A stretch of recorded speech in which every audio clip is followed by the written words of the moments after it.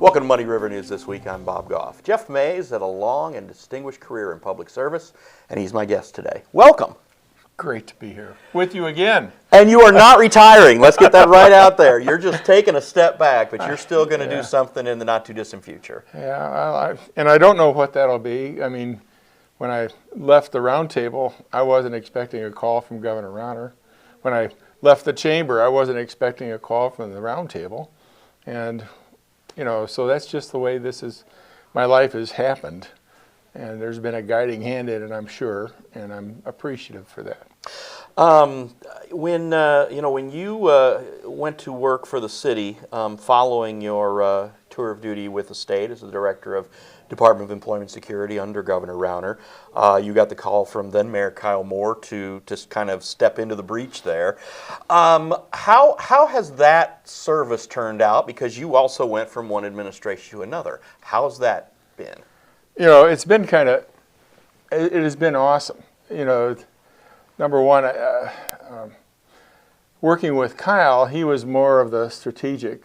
You know, he was putting in place various things that had very big options to use, but really they weren't that well defined going forward. Yes, we had the large anchor thing, and yes, we were going to subsidize or incent events here in town.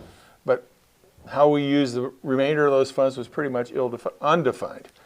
The beauty, you know, so you move from that kind of a mayor that has put in place some very great building blocks, but the building has to happen, and then you move to the current mayor, Mayor Trope, and the building has been awesome, in my opinion. Now, I've worked with them both, and seeing how these things have evolved. I mean, we actually, as a city, have a growth fund that is secure, at least as long as the food and beverage tax is in place. And we've been able to use it for very, very key things. I mean, every one of our vacant large anchors, storefronts, are now full. You know, and some of those did use those monies, and without those monies, that wouldn't have happened. Right. But others did not. Yeah, because it looks like there's activity at the old Shopco building now. With RP Lumber has been a slow boil, but it seems like it's boiling now. You mentioned the food and beverage tax. Of course, it's coming up on a sunset, and it won't. And as you said, you're stepping back here within a month, so it won't be your problem, so to speak. But you are going to encourage the council and the administration, I'm sure, to try to keep that in place. Yes, I believe it has. When we put it out there, we said we're going to be trying some stuff, and some of it may not work. And some of it hadn't worked, but we stopped it. You know, I mean, we funded it. If it didn't work, we stopped funding it. If it did work, we've kept funding it. And it's really worked out well that way. And I think in the next term, there's going to be a whole new set of challenges the administration is going to have to face. And I believe that if they have that as a tool that they can use to keep this momentum going, I think we're going to be in good shape. Well, it's not only that. You're also staring down the fact that the city just recently announced $2.3 million in budget cuts because of the PRT reduction, and then coming up in the following year in 2026, the grocery tax goes away from the state. Yeah. So you talk about challenges. There are certainly some on the horizon. Well, and most municipalities in the state have addressed the grocery tax sunset that the governor put on us, and have extended it. I'm sure that this council probably will too. It's about $1 million impact to our budget, and we don't need to be wounding ourselves in that manner. And you also suggested in your story earlier in the week with David Adam talking about the budget cuts that the city's undergoing. And the city did not go in with just 2% across the board. You really went in with kind of a focus to say, hey, we need to do this, we need to do this to hit this number. Well, the team that we have in the city has been around for a long time. And we've got a great working relationship with the mayor, with each other. And when we make a request to take a look at this, everybody takes it seriously. Everybody comes with their sleeves rolled up, and they come up, we provided them a template for last year's budget and our projected spend on that budget, and we identified items that it didn't look like they needed to spend out anymore, and we worked with them to discuss whether we should reduce or not. And it was a great process. And again, you know, we knew that the PPRT was going to be down after we got our second payment. And so we've been planning this for a long, long time. We just couldn't pull the trigger on it until we had determined how much of property tax relief the general fund, our reserves, were going to be given. And once that happened, it was a no-brainer to get the budget reduction in place. And we're going to be on third reading next week. I believe it's going to pass. We've met with the committee. The bottom line, though, this is a very managed reduction. It's not, you know, if this was a crisis, unplanned, you know, we'd be laying people off. We wouldn't be subsidizing the property tax rate to $2 million this year. We wouldn't be paying pensions off at 104%. You know, there's a lot. We wouldn't be spending so much on capital infrastructure. Those are all things that we've started. Those are all things that we've continued. They all have a claim on in our budget plan on where we're going in the future. And again, when you talk about capital, I mean, when it's you know, the streets and the sewers and all that stuff that has to be done, it's not cheap, but it's things people want because, you know, obviously we make a lot of jokes about potholes around town, but when you see streets that are closed to try to fix those potholes, that's you have to fix them before you can. If you want the problem done, you got to get it done. That's correct. And you know, it's been a joy of mine, both when I was on the school board as well as here, to be able to, number one, address the massive infrastructure issues we had. And we had, you know, schools, the grade schools that were over 100 years old and not compliant in health safety issues. And I mean, we were going to spend a ton of money just bringing them into compliance as opposed to doing what the citizens of the city voted to do, and that's just reestablish a whole new model of education in the city. With your because that was, you were on the school board when they did put the referendum forth. Yeah, so it's fun. Let's go back a little farther though. When your state rep days, when you talk about putting things in place, I know you were involved in a couple of projects around here. Namely, one was sort of kind of getting the ball rolling on the Oakley Lindsay Center was one. That's been something that this community has. It has been a real centerpiece for the community. Talk about how that process started. Well, it started with me getting elected as a state rep 45 years ago. 45 years ago. I was just 27, but you know, I was just 13. Oh, give me a break. But you know, being in that kind of an atmosphere with a governor that was that needed your help and you needed his help. I mean, we just forged a partnership very early on, and that carried me through all 10 years. Or I served 9 and gave my last year to Art Tenhouse. It just served. It really worked well for this part of the state. We completed the CIE across all the way. We got the prison at Mount Sterling. We got the bridge here. We got a bridge at Beardstown. We fixed the veterans home with the first time. The first time.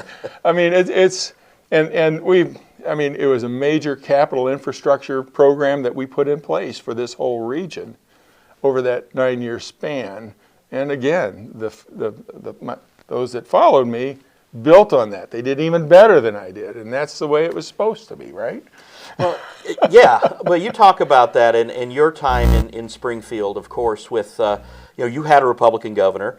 Yes. The legislature was in Democrat. The House is in Democratic hands, the Senate in Republican hands. Right. But now the Democrats control everything, and of course your former boss, Kyle Moore, is now a state representative. I'm sure you've talked to him and you've talked to just other people who are still involved there. I mean, this in the current climate, how do you get things done in Springfield when we are this big red dot right. and a big red part of the state, but the big blue dot kind of calls the shots? Well, it really, the dynamics aren't that different. You still have to identify the opportunity. And like with that Civic Center, you know, 2 Democrats in the House, one representing Mount Vernon, another representing a town further even south, wanted to get the Civic Center opened up to more than just 13 communities, the Civic Center funding. And I said, we could do that for Quincy. The Washington Theater's empty right now, who knows?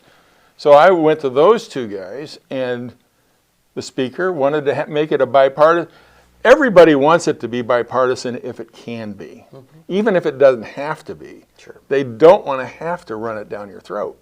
Right. And you just have to identify those opportunities that are rolling through and throw your baggage on it. And that's exactly, I mean, that's basically what we tried to do during my time there. I mean, the House, I was in the minority every bit as much as the House is today. But I tried to work across the aisle. My leader put me on the Appropriations Committee, which I led for 4 years. And it was a great bipartisan exercise because everybody wants to have a budget that helps their district. And as the leader of the Appropriations Committee, you could see what the needs are out there. You could see what, you could put things together in a bipartisan manner. And Governor Thompson liked working that way. I liked working that way. And we were kind of successful. When you, again, with your 45 years of service now as you decide to do what to do next, are you going to miss, I mean, you've been involved in a lot of campaigns. Do you miss that part of it? I mean, you and I, for full disclosure, I worked for him for a few years, and we did also work on some political campaigns together. Yeah. And I've retired from that as well. I'm a news guy now, again. But are you going to miss that? Are you going to miss like the campaign and I got to get my guy or gal elected, or is that something you can just say, okay, I've done my time? No, I'm not going to fade away. I don't know what will present itself to me, but I know there are so many things that are still undone. There are so many issues that need to be looked at again, and as long as I've got the energy and someone values what I can bring, there's going to be opportunities there. I don't know what it'll be. You mentioned education, because I know when we worked together at the Department of Employment Security, well, that was one of the things was, hey, what can we do with workforce development to do with education to get it so people aren't on unemployment? And right. those issues always went hand in hand, and Governor Rauner was receptive back then when we were working on these projects. Within the first 3 months of me getting my team in place at IDES, and getting our strategic plan that we developed approved by Governor Rauner, from that point forward, he was really kind of hands off with our agency, and it was a pleasure. It allowed us to do stuff that no previous IDES administrator was able to do, and like you said, linking the labor databases, the wage databases with the education databases, we could actually show what programs at what schools presented the greatest opportunities for the kids that participated in them, in data.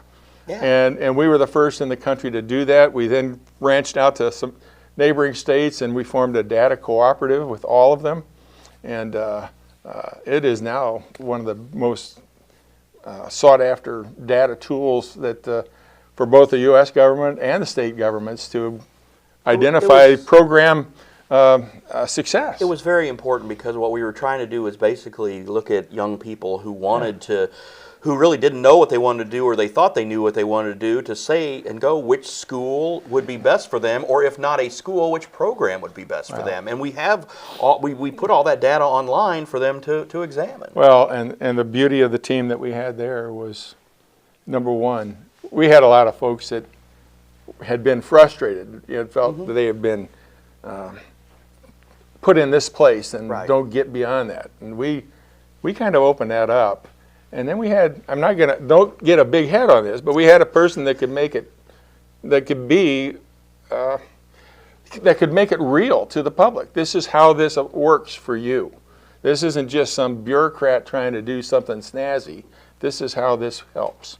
And so before you, I didn't have somebody like that. And it was a great, because we not only did that, I mean, we paid off about $1 billion in debt. We built the Unemployment Insurance Trust Fund back to $2 billion. We completely upgraded our tax, and I mean, and you got out just in time before COVID hit. Well, that's right. Then COVID hits, and everybody, all the anti-fraud programs that we put in place, got put on the shelf. Yeah. And it was just, I don't know. Because back then it's like, hey, they were just writing checks. Yeah. Feds and state, everybody just writing checks. Get the money out the door. We'll clean it up later. And not all states chose to do it that way. Right. And I bet you, we blew through the $2 billion surplus in 4 months? Yeah. With that, which, that's choices. Had to do it. Yeah. I mean, it was COVID.